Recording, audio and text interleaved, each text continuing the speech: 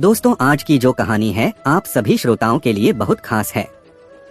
आज जो हम कहानी आपको सुनाने जा रहे हूँ, इस कहानी को सुनने के बाद आप अपने जीवन में सही निर्णय ले सकते हैं। यह कहानी है त्रिया चरित्र के बारे में है। इस कहानी के माध्यम से मैं आपको ऐसी बहुत सारी जानकारी देने जा रहा हूँ जिससे आप अभी तक वंचित हैं। त्रिया चरित्र की कुछ जानकारी आपसे छुपाई गई है। आज मैं वही सभी जानकारी आपके सामने पेश करने वाला हूँ। और हाँ, मैं उन माता बहनों से कहना चाहता हूँ, अपनी कहानी के माध्यम से इस संसार में सभी महिलाएं एक जैसी नहीं होती है। कुछ महिलाएं अपने स्वभाव के कारण अपने चरित्र को नीलाम कर देती हैं। मेरे प्यारे मित्रों, कहानी शुरू करने से पहले अगर अभी तक आपने हमारा YouTube चैनल मन की स्टोरी को सब्सक्राइब नहीं किया है तो कर लीजिएगा और साथ में बेल आइकन को भी दबा दीजिएगा, जिससे ऐसे ही ज्ञानवर्धक और मोटिवेशन कहानियाँ आपको सबसे पहले प्राप्त हो सके। चलो अब कहानी सुनते हैं। एक नगर में एक राजा था जो अपनी प्रजा से बहुत प्रेम करता था और उसकी प्रजा भी अपने राजा से बहुत प्रेम किया करती थी। राजा का नाम लीलाधर था। राजा के राज्य में सभी लोग बहुत प्रसन्न रहते थे, लेकिन राजा का जो मंत्री था वह बहुत दुष्ट था और क्रूर था। वह मंत्री राजा से बहुत नफरत किया करता था और राजा का पूरा राजपाट हड़पना चाहता था। राजा इस चीज से अनजान थे, क्योंकि वह किसी से भी नफरत नहीं करते थे। सब प्रजा को अपने परिवार जैसा मानते थे। उसी राज्य में एक गरीब ब्राह्मण रहता था। वह बहुत बड़ा विद्वान था, सभी वेदों का ज्ञाता था, हर चीज को जानता था, क्योंकि वह राजा का राजपुरोहित भी था। राजा को हर चीज की सलाह दिया करता था, राजा को अच्छे बुरे की जानकारी भी दिया करता था। एक दिन की बात है, ब्राह्मण राजा के महल से रात्रि के समय अपने घर की ओर लौट रहा था और वह अपने घर जा रहा था। ब्राह्मण का घर राजा के महल से थोड़ा दूर था। बीच रास्ते में कुछ सुनसान जगह भी मिलती थी, लेकिन ब्राह्मण का रोज का आना जाना था तो उसे किसी भी बात का डर नहीं लगता था और वह भगवान का भजन करते हुए अपने घर की ओर बढ़ रहा था। तभी ब्राह्मण देखता है कि एक स्त्री जंगल की ओर जा रही थी। ब्राह्मण उस स्त्री को देखकर कुछ देर के लिए रुक जाता है और देखने लगता है कि इतनी रात्रि को यह स्त्री कहाँ जा रही है, और ब्राह्मण भी उस स्त्री के पीछे चल देता है। वह स्त्री आगे आगे और ब्राह्मण पीछे पीछे चलते चले जा रहे थे। तभी आगे ब्राह्मण को एक साधु की कुटिया दिखाई देती है और वह स्त्री उसी कुटिया की ओर बढ़ती जा रही थी। ब्राह्मण भी हल्के हल्के पैरों से उस कुटिया की ओर बढ़ता जा रहा था। तभी वह स्त्री उस कुटिया के अंदर चली जाती है। ब्राह्मण भी उस कुटिया के पास पहुंच के खिड़की में से देखने लगता है कि अंदर क्या हो रहा है। ब्राह्मण देखता है कि कुटिया के अंदर एक साधु विराजमान थे और वह स्त्री साधु से कुछ कहने लगती है।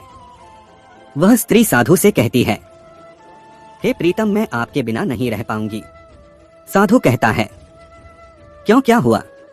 तभी स्त्री बोलती है, अब मेरी शादी हो गई है और मेरे पति घर पर आए हुए हैं, मुझे ले जाने के लिए आए हैं। अब मैं आपसे मिलने नहीं आ पाऊंगी, और रोने लगती है।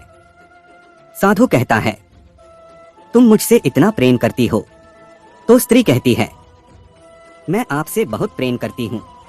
साधु कहता है, मेरे प्रेम के लिए आप क्या क्या कर सकती हो?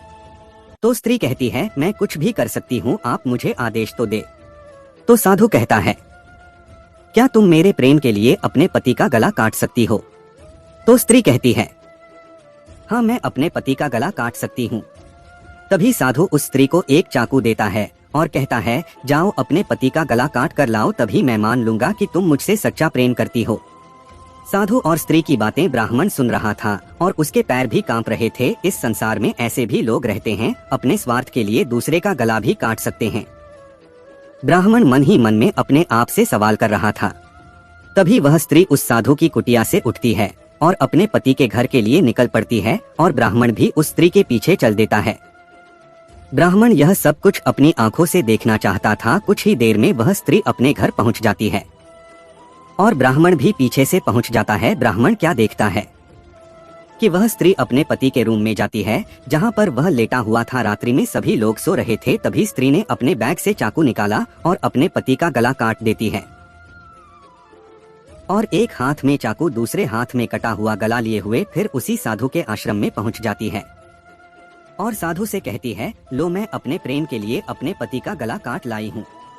साधु भी यह सब कुछ देखकर अचंभित रह जाता है। वह सोचता है कि यह स्त्री ऐसा कुछ नहीं करेगी, लेकिन कौन जाने कि वह स्त्री अपने पति का गला ही काटकर साधु के पास ले आएगी। स्त्री साधु से कहती है, मैं आपसे बहुत प्रेम करती हूँ, मैं अपने पति का गला काट के आपके चरणों में रखती हूँ। तभी वह साधु खड़ा हो जाता है और कहने लगता है, तुम मेरे आश्रम से इसी वक्त निकल जाओ, मैं तुमसे प्रेम नहीं करता और यहाँ से चली जा। वह स्त्री जोर जोर से रोने लगती है। साधु ने स्त्री को अपने आश्रम से निकाल देता है और वह स्त्री रोते रोते एक हाथ में अपने पति का गला लिए हुए अपने घर वापस आ जाती है और जहाँ मरा हुआ पति लेटा हुआ था वहीं पर गला रखकर रोने लगती है, चिल्लाने लगती है, मेरे पति को किसी ने मार डाला है, मेरे पति को किसी ने मार डाला है। गांव के सभी लोग और घर के सभी लोग जाग जाते हैं और देखते हैं उस आदमी का गला कटा हुआ डाला था, वह स्त्री रो रही थी। यह सब कुछ वह ब्राह्मण भी देख रहा था, उसने पूरी कहानी अपनी आंखों से देखी थी। फिर ब्राह्मण अपने घर चला जाता है और पूरी रात चारपाई पर करवटें बदलते बदलते निकल जाती है, लेकिन ब्राह्मणों को नींद नहीं आती है। फिर सुबह होते ही चारों तरफ यह शोर मचने लगता है कि एक व्यक्ति का किसी ने गला काट दिया है। धीरे धीरे करके यह बात पूरे गांव में फैल जाती है और राजा के कुछ मंत्री राजा तक इस बात को पहुंचा देते हैं। राजा को भी बड़ा अचंभा होता है, वह सोचता है कि मेरी पूरी प्रजा सुखी है, हमारे राज्य में कोई चोर नहीं है, क्योंकि मेरे राज में धन की कोई कमी ही नहीं है, तो इस व्यक्ति का गला किसने काटा और क्यों काटा। राजा दरबार लगाने का आदेश देता है और भाई साहब दरबार लग जाता है। सभी मंत्री उस दरबार में उपस्थित हो जाते हैं। जिसके यहाँ यह घटना घटी थी उन लोगों को भी बुलाया जाता है। जिस स्त्री का पति मारा था उस स्त्री को भी बुलाया जाता है। राजा का पूरा दरबार सजा हुआ था, सभी लोग अपने अपने स्थान पर बैठ जाते हैं और राजा उस स्त्री से पूछने लगता है, बताओ यह सब कैसे हुआ है और किसने किया है। स्त्री कहती है, राजा साहब मैं उस समय सो रही थी, मुझे कुछ भी नहीं मालूम है।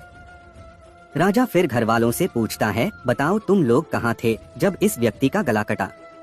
तभी उस स्त्री के घर वाले यानी कि उसके माता पिता कहने लगे, राजा साहब मैं भी घर पर ही दूसरे कमरे में लेटा हुआ था, लेकिन राजा साहब मुझे कुछ समझ में नहीं आ रहा है कि यह घटना कैसे घटी है, क्योंकि बाहर की कुंडी लगी हुई है, अंदर कोई आ नहीं सकता है। मेरी समझ में नहीं आ रहा है कि यह घटना कैसे घटी और मेरे दामाद का गला किसने काट दिया है। राजा ने अपने सभी मंत्रियों को यह आदेश दिया कि जो कोई भी इस घटना के बारे में संपूर्ण जानकारी लेकर आएगा मैं उसे 1000 सोने की मुद्राएं दूंगा। राजा के सभी मंत्री ने अपने अपने गुप्तचारों को भेजा और इस घटना की संपूर्ण जानकारी लाने को कहा। राजा ने कहा, कल फिर से मैं दोबारा दरबार लगा लूंगा और जो कोई भी मुझे इस घटना के बारे में कल दरबार में बताएगा मैं उसे 1000 मुद्राओं से सम्मानित करूंगा। सभी लोग इस काम में लग गए और इस बात का पता लगाने के लिए कि गला किसने काटा और क्यों काटा। फिर दूसरे दिन राजा ने अपना राज दरबार लगाया, सभी मंत्रियों को बुलाया और उस व्यक्ति को बुलाया जिसके घर पर यह घटना घटी थी, साथ में उस स्त्री को भी बुलाया जिसका पति मरा था। राजा के दरबार में सभी लोग उपस्थित थे, सिर्फ और सिर्फ ब्राह्मण को छोड़कर के राजा ने अपनी निगाहें चारों ओर घुमाई और देखा ब्राह्मण का स्थान रिक्त था। राजा ने ब्राह्मण के यहाँ संदेश भिजवाया और कहा, अपने राज्य में एक ऐसी घटना घट गई जिसका जवाब किसी के पास नहीं है, इसलिए ब्राह्मण देवता आपको राजा के दरबार में तुरंत उपस्थित होने के लिए कहा जाता है। ब्राह्मण भी राजा का आदेश नहीं टाल सकता था और वह अपने घर से राजा की दरबार की ओर चलता है। रास्ते में उसी साधु की कुटिया भी पड़ती थी जिस कुटिया में वह स्त्री गई थी।